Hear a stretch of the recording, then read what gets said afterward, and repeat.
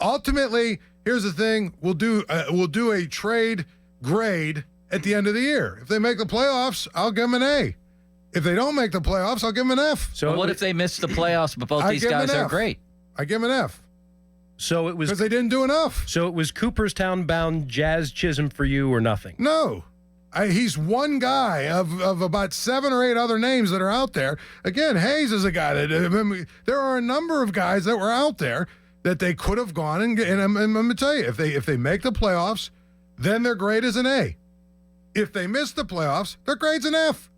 It's playoffs or bust for this year.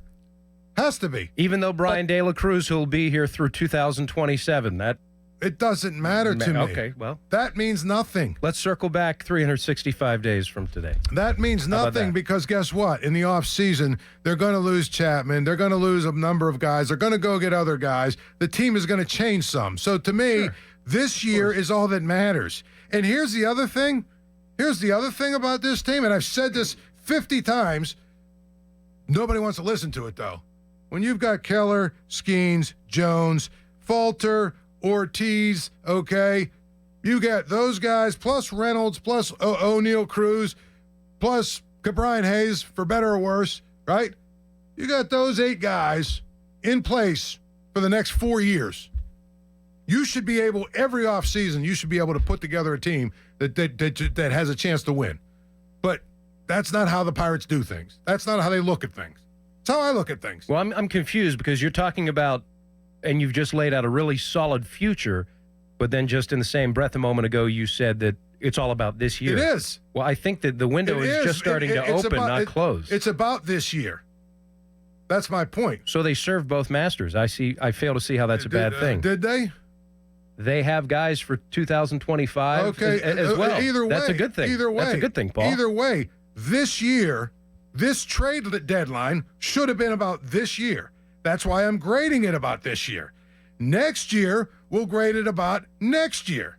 Because so you're not going to factor in the trades that they made this year next year? If they don't make the playoffs this year, Dan, maybe I'm speaking of the wrong language, so let me try and do it in Spanish or something. If they don't make the playoffs this year, it will have been a failure at this trade deadline. Does that make it clear enough for you? Sure. F.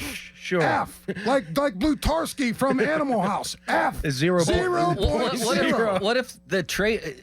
Why is it all about the deadline, whether they make the playoffs because or not? What if the guys they got are great and the guys who were already here fail? Then they should have went and got more.